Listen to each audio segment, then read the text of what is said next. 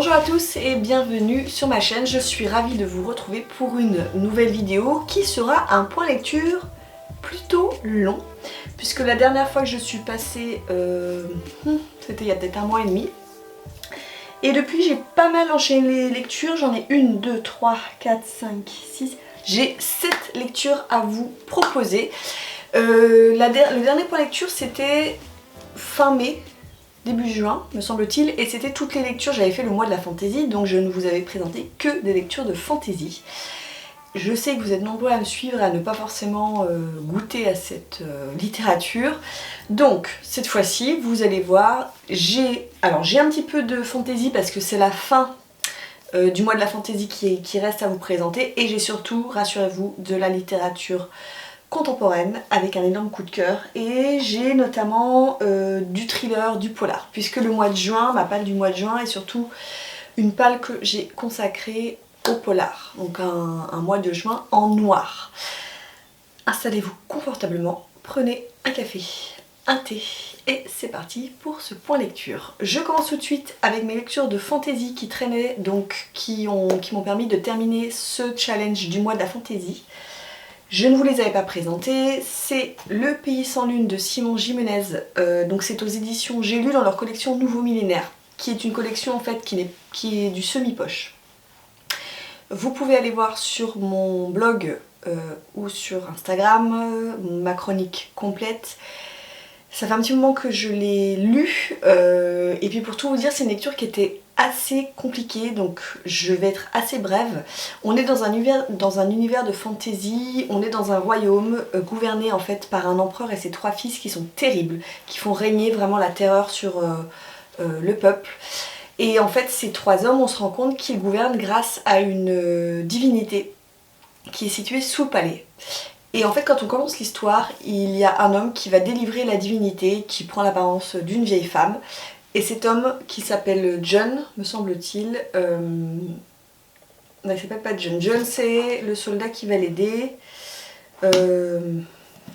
Si c'est ça, c'est John. John va s'allier à Kima, qui est un paria, qui se bat pour son avenir, à qui manque le bras gauche. Ils vont essayer de soustraire cette divinité, ils vont se faire poursuivre, vous imaginez bien, par les soldats de l'Empire.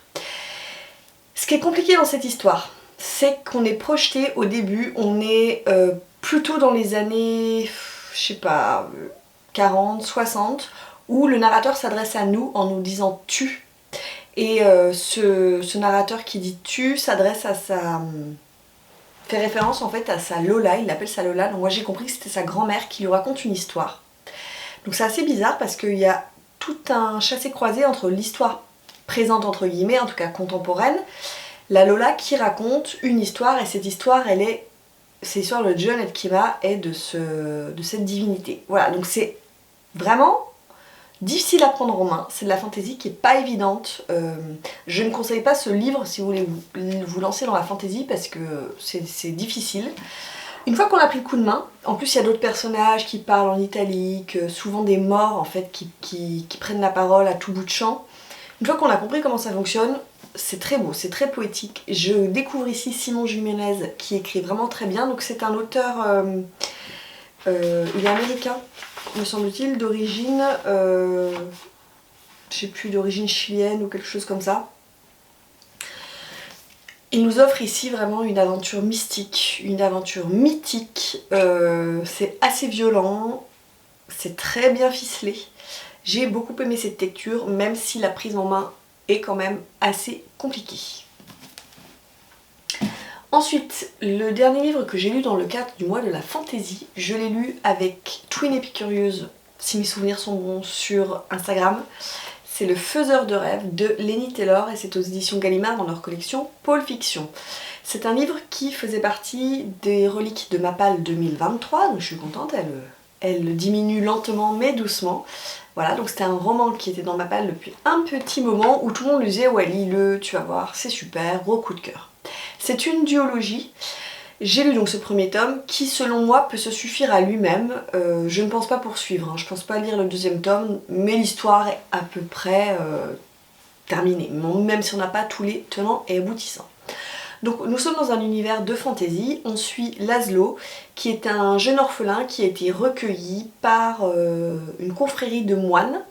Alors il ne se destine pas à être moine mais il travaille dans une bibliothèque et Laszlo, on l'appelle le rêveur, le faiseur de rêves, hein, d'où le nom du livre, parce qu'en fait il est toujours plongé dans les bouquins, donc c'est une ode à la littérature, une ode à la lecture. Il aime tout ce qui est autour des mythes, des histoires, des contes, et il s'intéresse particulièrement à une ville qu'il appelle Désolation, et lui son projet c'est d'aller visiter Désolation qui est une ville mythique située de l'autre côté du désert.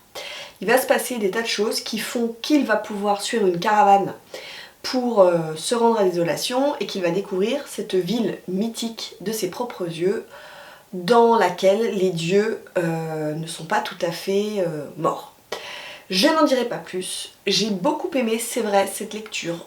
J'ai beaucoup aimé en fait surtout le début parce qu'on suit Laszlo dans sa bibliothèque, on le suit dans ses espérances, on suit ce personnage qui est passionné par la lecture, par la littérature, qui passe ses nuits à lire et qui engrange comme ça du savoir. Et on lui dit d'ailleurs, et c'est ça que j'ai beaucoup aimé, on lui dit mais à quoi ça sert de lire? Enfin, tes lectures ne sont pas utiles entre guillemets, ce ne sont pas des lectures scientifiques ni techniques. Donc j'ai beaucoup aimé ce côté rêve en fait de la lecture. Vous êtes tous des lecteurs et la plupart des lectures que l'on fait ne nous apportent rien sur le plan technique, mais ça nous apporte tellement au niveau émotion, au niveau enrichissement personnel, au niveau connaissance. Donc j'ai beaucoup aimé cela. J'ai beaucoup aimé parce qu'il y a une histoire qui n'est pas du tout manichéenne, des personnages qui sont plutôt nuancés, plutôt gris, que ce soit du côté des dieux, que ce soit du côté des hommes, c'était bien. C'était assez chouette. Laini Taylor, elle écrit très très bien. J'ai été agréablement surprise par le style de l'autrice qui n'est pas du tout simpliste, qui est fluide mais c'est vraiment très bien écrit et très bien traduit. Le seul bémol, parce que vous me voyez venir, c'est que pour moi ça reste encore trop young adult. Voilà, c'est vraiment le petit truc qui fait que c'est pas un coup de cœur parce que les personnages restent jeunes et restent dans des thématiques pour moi qui restent assez young adult. Si ça avait basculé du côté vraiment adulte, je pense que ça aurait été un coup de cœur. Il m'a manqué ça, voilà. Mais c'est une excellente lecture, donc vous aviez raison quand vous me l'avez conseillé, je vous remercie. Et le dernier livre que je vous présente en fantasy, alors je vais aller très vite dessus parce qu'en fait c'est une intégrale, je vous la présente. C'est l'intégrale de la Moira d'Henri Lovenbruck aux éditions J'ai lu, dans cette magnifique édition que j'aime beaucoup. Je trouve que leurs éditions d'intégrales, c'est le cas pour mes intégrales de Game of Thrones que vous ne voyez pas. Parce que j'ai refait toute ma bibliothèque et mes intégrales de Game of Thrones, elles sont derrière, on les voit pas. Bon, c'est pas grave, j'aime beaucoup ce que font J'ai lu, je trouve ça vraiment chouette. J'ai lu ça avec mes deux GG, c'est-à-dire Géraldine GG Bookin avec un G et Jérôme GG Bookin avec un J sur Instagram, c'est pour ça que je les appelle mes deux GG. On a lu le premier livre de cette intégrale, voilà, ça correspond à peu près à 300 pages. C'est une intégrale qui en compte 900, il y a 3 livres à l'intérieur, donc voilà, vous avez compris, chaque livre fait à peu près 300 pages. Donc on a lu ce premier tome. On lira le deuxième tome au mois de juillet et on lira le troisième tome au mois d'août, qui fait que fin août je pourrai vous présenter l'intégrale en entier et je pense que je vous le chroniquerai à ce moment-là très rapidement en 2 minutes. On est dans un univers médiéval où on va suivre une jeune femme qui s'appelle Aléa, qui est orpheline, qui est un peu une paria dans son village. Un jour elle va tomber sur un cadavre et elle va être désignée comme une espèce pas de prophète, mais il y a une prophétie qui va s'appliquer à cette jeune femme. Elle va être poursuivie et elle va s'allier avec des personnages. Alors on va retrouver un druide, on va retrouver enfin c'est une druidesse d'ailleurs, c'est une femme. On va retrouver un druide, une barde pardon, et un nain. Alors c'est vrai que ça fait un peu Seigneur des Anneaux, ce début de livre qui est très introductif. Ouais, c'est vrai, on a vraiment une très grosse... Moi je l'ai ressenti comme une très très grosse introduction, ce premier tome, parce qu'il se passe pas énormément de choses, on nous présente vraiment les personnages, l'univers. Voilà, donc j'en attends vraiment plus, parce que je suis un petit peu mitigée. Voilà, ça se lit très bien, mais je suis un peu mitigée sur l'univers que je trouve pas forcément très original. Donc j'attends de lire le deuxième et le troisième tome pour me faire une opinion plutôt concrète. Voilà, ça c'était mes lectures en fantasy qui clôturaient le mois de la fantasy. Nous sommes au mois de juin. Je vous présente du coup les premières lectures que j'ai fait dans ces 15 jours de juin qui sont plutôt des lectures déjà bonnes, j'ai pas de déception, et des lectures plutôt noires. Je commence avec ce roman, Les Aigles de Panther Gap. C'est de James A. McLaughlin, je pense que ça se prononce de cette manière. De toute façon, vous voyez dans mon petit déroulé au-dessus, vous cliquez, il y a tous les titres de livres. C'est aux éditions Rue de l'Échiquier. C'est eux qui sont venus me proposer ce livre. Ils ont vu ce que j'aimais un peu ce qui était polar thriller. Et j'ai dit oui parce que ça m'intéressait au niveau de la quatrième de couverture. Et j'ai bien fait de leur dire oui parce que j'ai beaucoup aimé ce bouquin. Alors en fait on est dans un passé-présent entre les années 90, 80 même, où on suit Bowman et Summer qui sont frères et sœurs, qui sont élevés par leur père, leur mère est morte, par leur père et par leurs oncles. Donc on est dans le Colorado et ils sont élevés dans un ranch qui est vraiment reculé. Il n'y a rien, autour il n'y a rien du tout. Et en fait leur père leur apprend à survivre dans la nature, à chasser, à être proche des animaux, à survivre véritablement, à être coupé du monde, jusqu'au jour où leur père se dit quand même qu'il va falloir un peu les confronter à la civilisation. Donc ils vont partir faire des études, chacun d'un côté du continent. Bowman lui va plutôt emprunter, donc Bowman lui est très proche de la nature, il suit des rites des natifs indiens d'Amérique, etc. Il va plutôt à l'âge adulte se tourner vers la nature, il vit de manière complètement isolée. Quand le roman commence, il est au Chili, non il est au Costa Rica,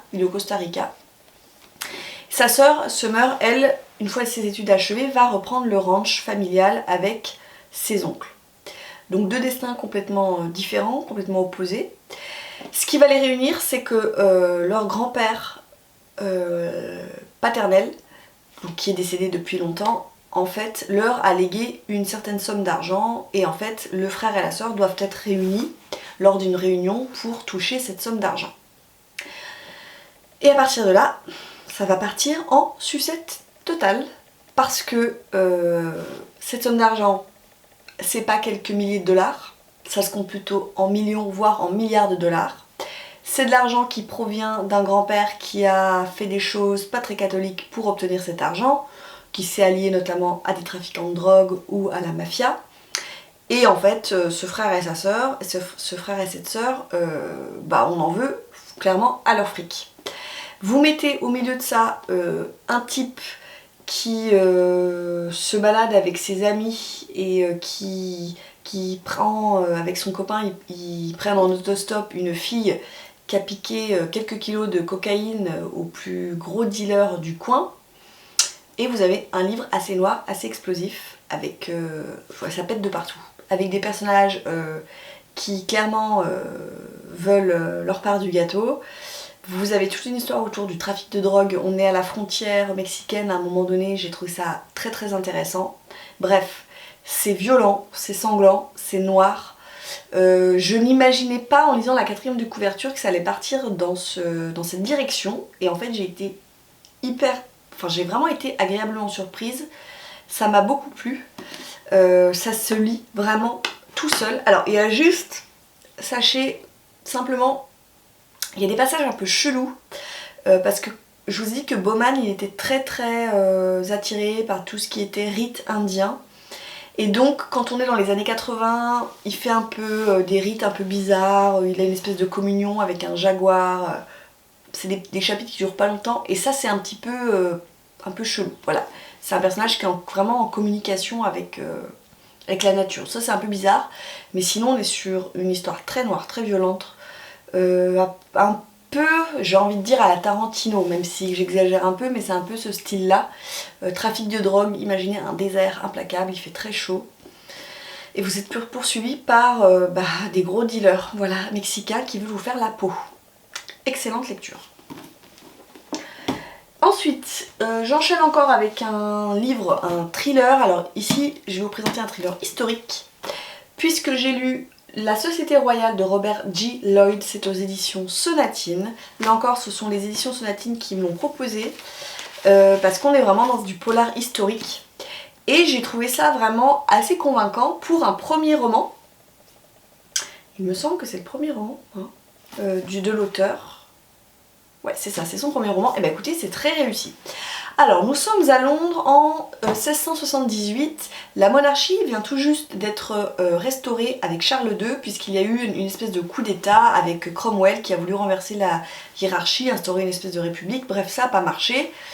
Donc en fait, le contexte historique est assez important parce qu'on est dans une période assez chaotique au niveau politique, au niveau religieux. Vous avez aussi les protestants qui commencent à accuser les catholiques, les juifs, de vouloir semer la zizanie au sein du gouvernement. Et donc on va suivre Robert G. Hooke, pas du tout, Robert Hooke, non c'est Robert Hooke, pardon, qui est un éminent scientifique à la Société Royale de Londres, donc il est spécialiste lui il est spécialiste de plein de choses, donc en fait c'est les débuts notamment de la police scientifique. C'est un fin observateur de la nature humaine, mais aussi du corps humain. Il est féru d'astronomie, de sciences, etc. Il est flanqué de son acolyte, donc c'est son assistant qui est très jeune, qui s'appelle Henry Hunt. Et on va les appeler sur les lieux d'un crime. Un jeune garçon est retrouvé sur les bords de la Tamise, exsangue, vidé de son sang, avec des inscriptions un peu étranges à côté de lui. Et un petit peu plus tard, Robert Hooke va recevoir une lettre, parce qu'ils ont fait ça bien, on a reçu cette lettre adressée à Robert Hooke, où on lui demande de décrypter une série de chiffres, un carré avec plein de chiffres, voilà. Donc on est un peu sur une histoire de cryptologie.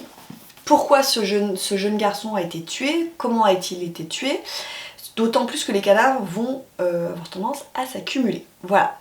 Donc, en fait, on est vraiment dans un thriller où, attention, l'aspect complot historique, complot politique, pardon, complot religieux prend beaucoup de place.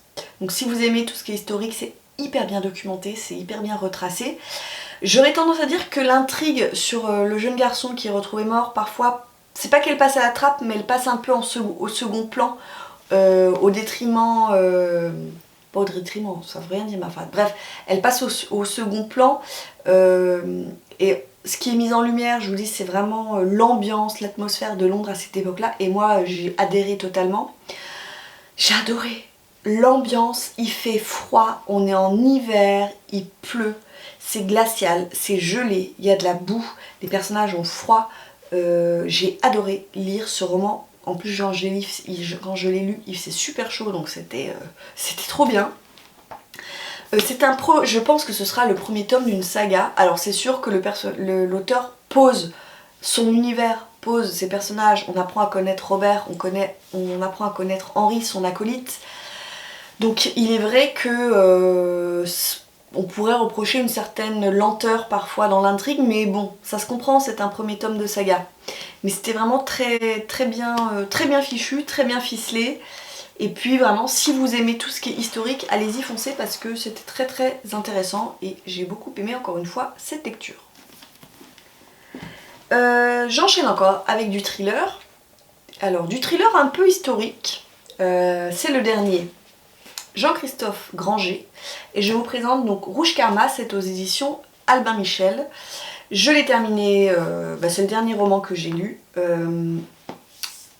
Alors là aussi, Jean-Christophe Granger nous prend un peu à contre-pied parce que on est quand même sur une brique de 579 pages et les 150 premières pages, on est en mai 68 en France, dans les rues de Paris. Révolution étudiante,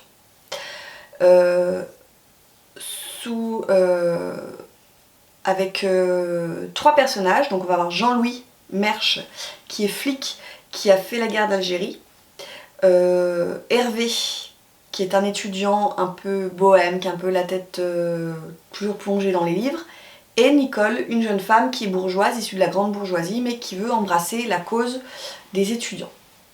Ces trois personnages vont être réunis autour de la découverte d'un cadavre, une femme qui est retrouvée attachée, donc pendue et éventrée. Je rentrerai pas dans les détails parce que c'est vrai que Jean-Christophe Granger, quand il veut faire du crade, il fait du crade et il ne nous épargne rien du tout.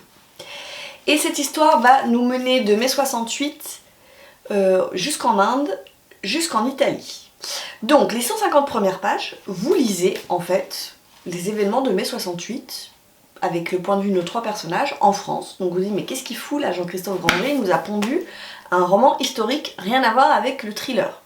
Et le cadavre arrive quand même assez tard, et ensuite bon ça part en thriller, mais bizarrement il nous prend à contre-pied, mais j'ai beaucoup aimé parce qu'en fait j'ai appris plein de choses sur cette période qui résonne en fait aujourd'hui, hein, avec notamment ce qui se passe, la réforme des retraites, etc. J'ai appris plein de choses, c'est vraiment bien raconté, ici, je trouve qu'il s'y prend bien. Son style aussi est différent parce qu'en fait pour coller un peu à la gouaille des années 68, c'est vrai qu'il a un style bien particulier dans ce roman avec des personnages qui ont un peu, on les imagine avec un peu un accent de titi parisien, donc j'ai trouvé ça intéressant. Après c'est vrai que l'intrigue, je dirais qu'elle est intéressante, j'ai bien aimé la suivre, mais parfois moi ça m'a semblé un petit peu tiré par les cheveux quand même. Pour que son truc tienne debout, j'ai trouvé que parfois il exagérait un peu. Il était un peu dans l'excès vraiment, il allait chercher le truc pour que ça colle à ce qu'il voulait faire. Bon, au final, j'ai trouvé que c'était un très bon roman, un très bon thriller, un très bon roman policier. Voilà, même si j'ai un petit bémol sur la manière dont parfois il amène les choses. Les descriptions en Inde, je vous assure, c'est... Alors je suis désolée, mais moi c'est pas du tout un pays qui me fait rêver. Et alors quand vous lisez ça, vous avez pas du tout envie d'aller en Inde. Alors je sais qu'on est dans l'Inde des années... on est en 68 en Inde. Oh, mais vous vous dites, mais quel pays complètement... déjà vraiment, bon forcément, hein, à l'opposé d'une autre. Mais un pays de... Il nous décrit la misère des Indiens à cette époque. J'ai trouvé ça terrible. Voilà. Ça fait pas, c'est pas le pays où vous vous dites tiens j'ai envie d'y aller, ça va être chouette. Non, pas vraiment. Et quand je lis ce bouquin, ça me donne pas du tout envie, ça me fait pas du tout rêver. Bref, mais en tout cas c'est hyper bien c'est très bien documenté, c'est très réaliste. On apprend plein de choses, notamment sur la religion, je vais pas dire de bêtises, la religion hindouiste. Hindou. Bon, je sais pas, ça mêle plein de connaissances, j'ai vraiment appris beaucoup de choses, c'était très intéressant. Donc je trouve qu'il est plutôt réussi. Et je termine avec roman coup de cœur que je vous conseille à 200%. C'est Les Fureurs invisibles du cœur de John Boyne aux éditions Le Livre de Poche. Que j'ai bouffé, c'est une brique. On est sur du 850 pages. Je crois que j'ai lu ça en 5 jours. J'ai pas mis une semaine pour le lire. C'était tellement incroyable de lire ce livre. C'est un livre qui va rester très longtemps gravé dans ma mémoire, dans mon cœur. C'est un livre dans lequel vous pleurez, dans lequel vous riez beaucoup, parce que John Boyne a vraiment un humour qui moi me fait un peu absurde, qui me fait beaucoup rire.